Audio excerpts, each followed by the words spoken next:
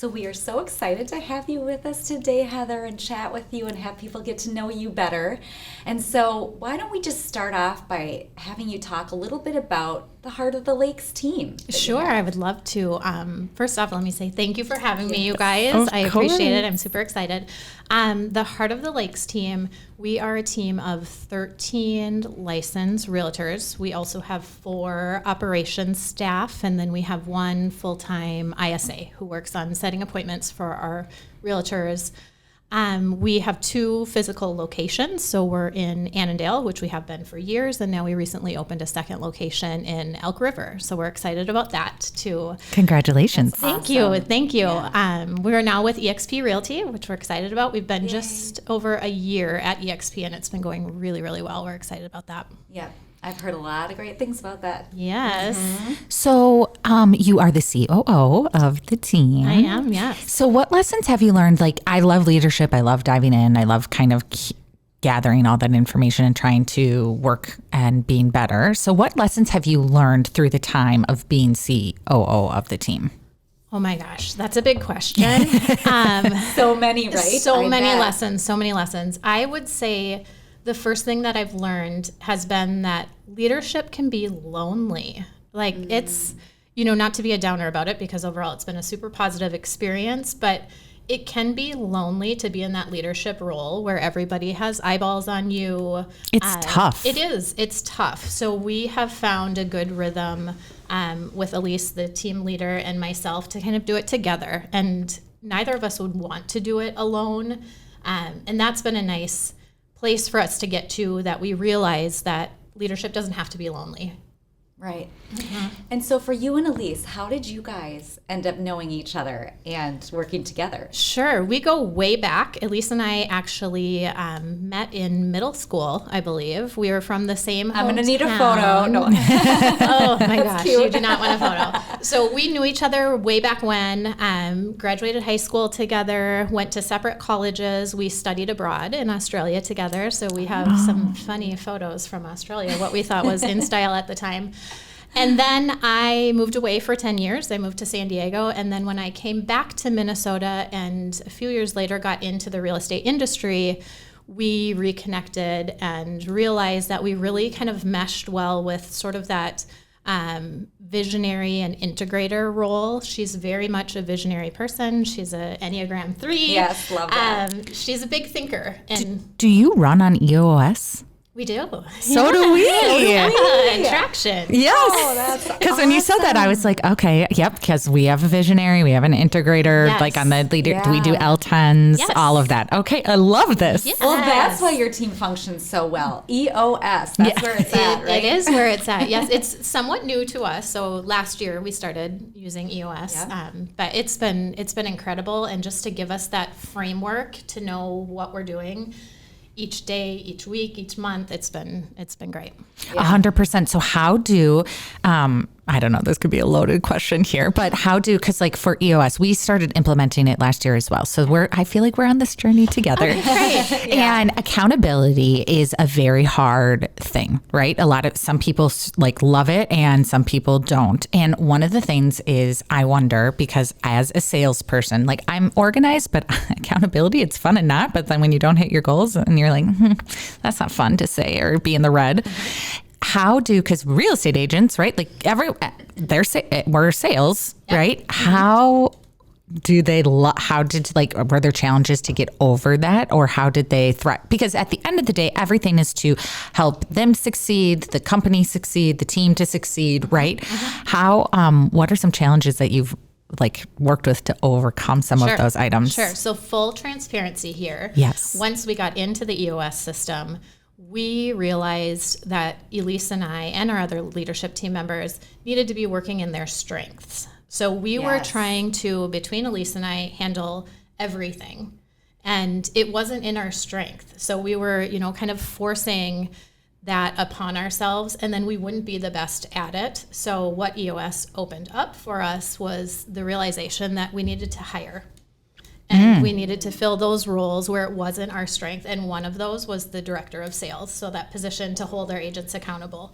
Our team started very small, and it's grown over the past couple of years quite a bit, and it's continuing to grow. Woohoo. Thank you. But when it was small, it was much easier to do that accountability portion, and it was that small, intimate family feel. Everybody worked very closely, and as it grows, that changes in a good way also, but there's challenges. Changes, yes. And as you bring on more sales professionals, they're all very different. They all want to be held accountable in different ways. And Elisa and I found that wasn't our strength, to be that director of sales and that person holding them accountable. So we've hired that, and she's amazing. Oh my gosh, Yes. that's awesome. And you do have growth plans for the new year probably, right? We For do. your We teams have huge growth plans. Yes, those are my commitments. That's my focus for the year, is growing the team.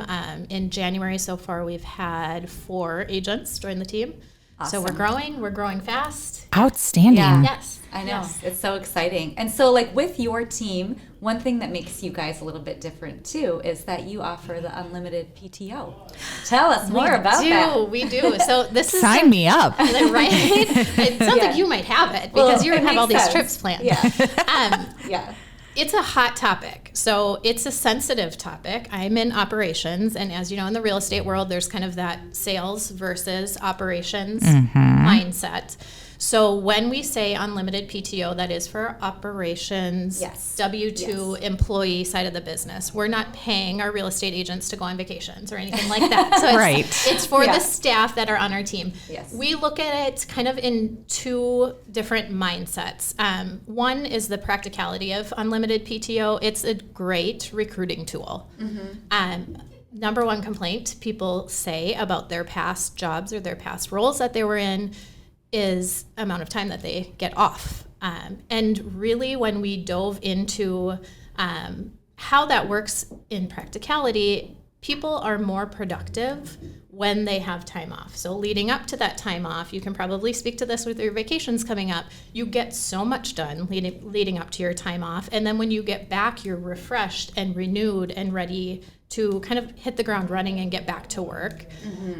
So there's that. We want to make sure that people are working in their strengths and to their maximum ability. And if they're getting burnt out, they're not doing that. So it doesn't help anybody on our team. It doesn't help the employees. It doesn't help our team in general.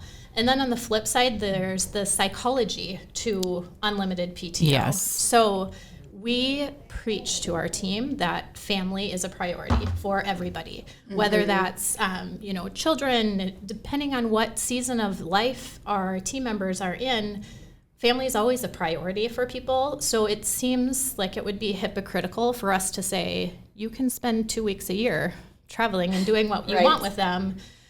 Choose that time wisely, because you don't get to go on a girls' trip or other trips, because, how do you want to spend your 2 weeks that you get a year? So if people are doing what we ask them to do job-wise and meeting their goals and staying on track, they get unlimited PTO. They can go, we cover for each other, we've set up systems so everybody can do what needs to be done for somebody else while they're away, which took a while to get there, because transaction coordinator, for example, it's hard to fill in that role, but we have set up systems so she can go on vacation and check out. Yeah. And I love that, because then it also doesn't, some people, if they're abusing it, then they're not right for the team, right? But then it gives also like a sense of there's no pressure.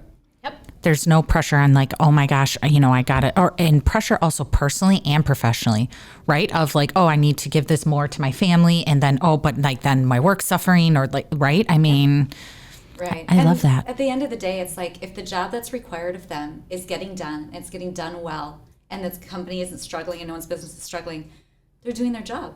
They are. And they can take time, Yes. right? And it's Yes. like, it only makes sense. And I feel like in a lot of different sales roles, where you kind of don't really ever shut off completely anyways, it's like, as long as all the things you're doing are getting done, you're going out of your way to make sure they're done, and you take a vacation and nothing suffers, nothing gets affected, perfect. That's how it should be. That is how it should be. Yeah. Yep. And we encourage, I'm the biggest offender of this, but we encourage people to take their vacations and check out. Yeah, I know. It's Don't hard bring for a some. laptop. Don't be on your email.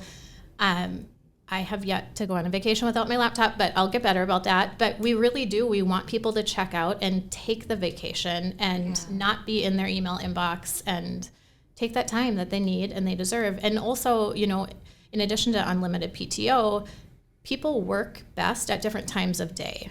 So we don't want to say you have to be in the office from 9 to 5. Myself, personally, creative things I like to do late at night after I've put my kids to bed. So if I'm expected to be in the office from 9 to 5 working these set hours, I don't have much in me anymore at 9:30 at night to do my creative stuff, so it gets pushed off. So we really just give that flexibility for people to work when they want to work, get the job done. We're very clear on our metrics and our goals, thanks to EOS. Yes. Yes, love it. So it's easy to check in at any time and say, where are you at with your goals? Maybe you shouldn't have 7 vacations booked this year because you're a little bit behind. Yeah, or maybe you're not a fit for this. Yes. Know? Yes. Yep. So it's all about mindset. So tell us how you focus your team on that, because mindset is so important. And I think also when having a team, you want to have the same vision, same goal, same mission, however it speaks to you, right? So tell me a little bit about that. How do you get your team focused on that piece? Sure. So we talk mindset from the first conversation we have with somebody potentially joining our team. So the expectation is already laid out. It's already laid out. Yep. We're talking about our team's core values from day one. People know them. Everybody on the team knows them. It is how we interview people. It's how we hire people. You hire or fire. Yes. It's how we, it is. We have those conversations very regularly to make sure everybody's in alignment with that. So I think that helps. It's not a new thing once they're on the team and then all of a sudden we're like, oh, your mindset isn't what it needs to be. And they're like, well, what does my mindset need to be? We've been talking about it since that first conversation we had. We do a lot of trainings on mindset. It's an important thing to both Elise and I to make sure that it's a consistent training, because it's not something that you learn and then you have it. Like, it's an ongoing, yes, you have to be like a muscle constantly in your body. reminded that Yes. you're in control of your mind. You are in control of your mind. And then we've also, as we grow, again, we've realized that mindset isn't a one size fits all. So we have to meet people where they're at with that too, because people have different personalities, different Enneagram numbers, where they're different in the way that they receive information, how they process information, and then what they put out to the world. And it might seem to be a turnoff or negative to somebody, but it's not the intention they mean at all. So learning about people and where to meet them and their mindset has been really helpful too. Does everyone on your team have to take an Enneagram? They don't have to. But it's fun, isn't it? But it's fun, and most of them do, and most of them really enjoy learning about it. Oh, that's good. And so company culture is also huge, right along with mindset. So how have you created and maintained that talent attracting culture? Sure. So again, full transparency here. This has been on my mind a lot lately, because with my commitments to growing the team this year, the culture is what is near and dear to my heart, and I want to make sure we keep that culture. Again, when we were a smaller team, it was a little bit easier because we could control the culture, not control in a negative way, but control the culture, and it was fewer people. Obviously, Right. people are the big denominator in a culture. So my fear was that we were going to dilute that culture as we grew the team larger and larger. What I've come to realize that was kind of a limiting mindset on my own.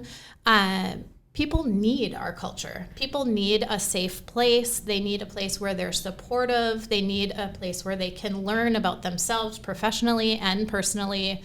And we're learning that a lot of these people that we talk to, we're the only ones in their lives having some of these mindset and culture conversations. So now I've kind of changed my mindset about the culture of our team and how we're going to protect it, in that we just need to grow it and make it available to whoever needs it at that point in their life. I love that. That's so good.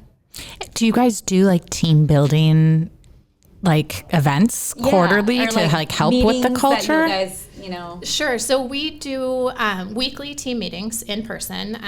We do that, and that's more EOS driven. Yeah. So they're very structured meetings, Yeah. trainings, handling, masterminds, hot topics in the real estate world.